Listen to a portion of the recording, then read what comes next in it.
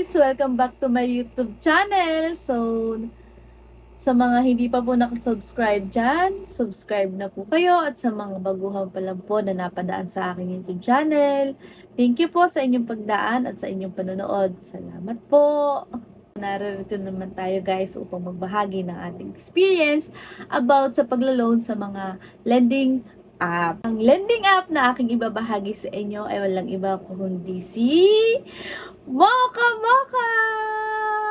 Yan, 'di ba? Pangalan pa lang sexy na parang tayo. O 'di ba? Sexy. Stay tuned at tapusin mo ang video ko. Salamat. So, let's go.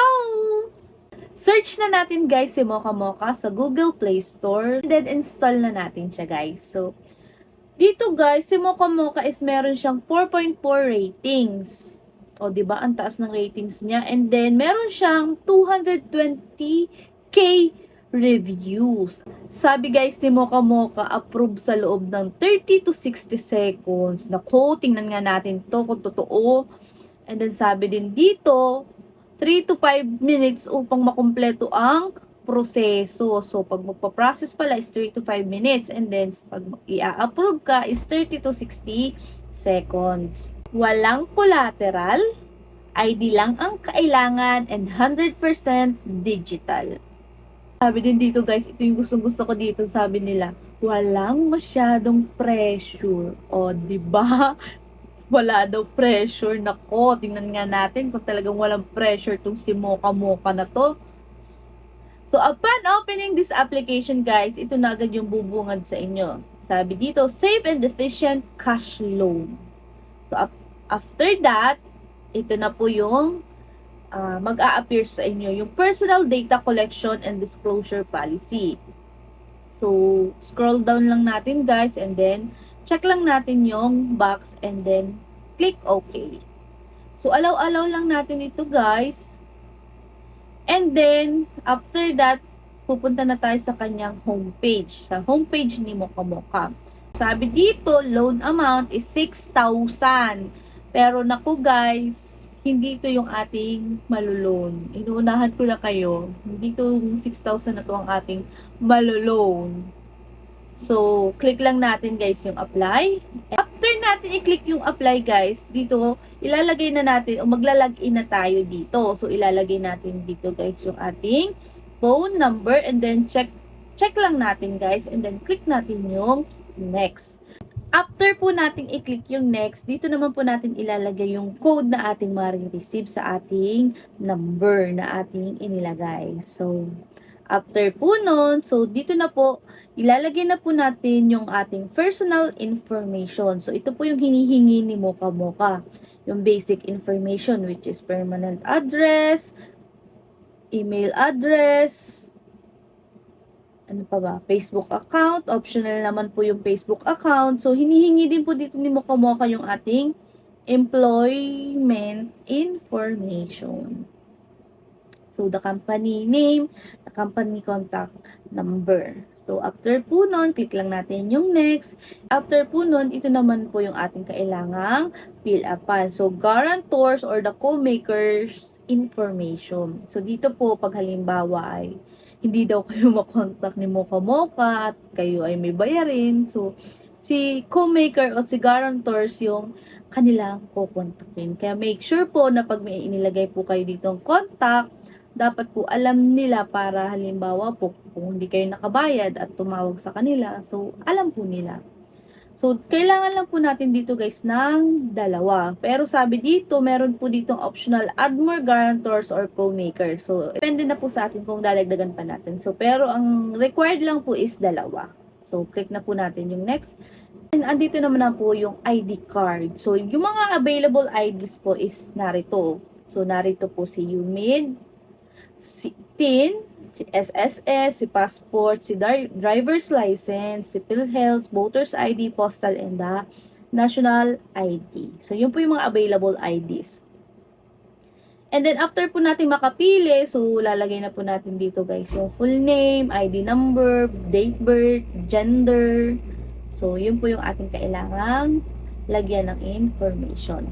And then, after po nun guys, narito na din po yung withdrawal info. So, pwede pong e-wallet, pwede pong online bank. So, sa e-wallet po, nandyan po si GCash e-wallet, Paymaya e-wallet, Shopee Pay, GrabPay, Coins, and then Coins PH, and then the OmniPay. Kayo na guys ang bahalang mamili kung alin ang inyong pipiliin, kung e-wallet or yung online bank. So, depende na po sa inyo. So, and then after nun guys, narito na po ang ating pinakaiinda yung amount na pwede nating makuha. And sa akin po, ang aking amount na binigay ni Mocha Mocha o yung pwede ko pong ma-loan kay Mocha Mocha is 1,900 pesos. O, diba? Mataas na yun guys. Para sa akin, yung 1,900 pesos. And then, narito na din guys yung schedule of prepayment. And tingnan guys natin yung detail of the fee. So, narito yung interest, service fee, third schedule, limited times, discount. Dito, ang interest fee niya is 83.2 pesos. Ang service fee niya is tumataginting na 585 pesos. So, ibig sabihin, pag pinag-plus natin guys, yung interest and the service fee, which is 83.2 and 585, dito ay a total of 668 pesos. So, ibig sabihin, doon sa 1,900, ibabawas na agad yung 668 pesos. So, ibig sabihin, magkano na lang yung matatanggap ko? So, kayo na bahala mag-compute. Hindi, joke lang. So, guys, ang matatanggap ko na lang is 1,241. So, napakalaki guys nung kanyang service fee. Biruin mo yun, 585 pesos service fee. After po nun, guys, kung kayo nakapag-decide na kukunin nyo yung loan amount na binigay ni Mocha Mocha, click nyo lang po yung submit. And then, after po nun, magpipicture na po tayo ng ating mukha. And then, after that, yan. So, chinecheck na daw po yung inyong, o chinecheck na daw po yung application na ating loan. So, after po nun, click lang po natin yung set. Sabi dito, complete the task to improve your approval rate. So, click to set. And then, mabuti na lang guys, at ako ay hindi na-approve. Kasi guys, malaki yung bawas nila. So, sa totoo lang, malaki yung bawas nila. So, sabi dito guys, sorry, the loan is currently available at this time. So, mabuti na lang, hindi tayo in-approve. So, sabi daw dito, please try again in 7 days. So, kung gusto ko uling mag-loan, kailangan ko siyang balikan after 7 days kung maglo-loan pa ulit ako sa kanya. So, yun guys. So, para sa akin si Mocha Mocha ay not recommended. Yan. Kasi guys, napakalaki nung kanyang service fee.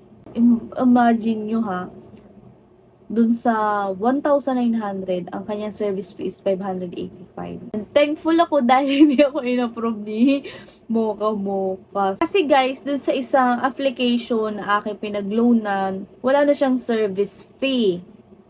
So, ang babayaran ko na lang is interest. So, yun, para sa akin, hindi talaga recommended si Mocha Mocha. Kasi para tayong ini-scam dito. So, ibig sabihin guys, marireceive na lang is 1,200. So, less na agad yung dun sa 1,900 yung 668 pesos.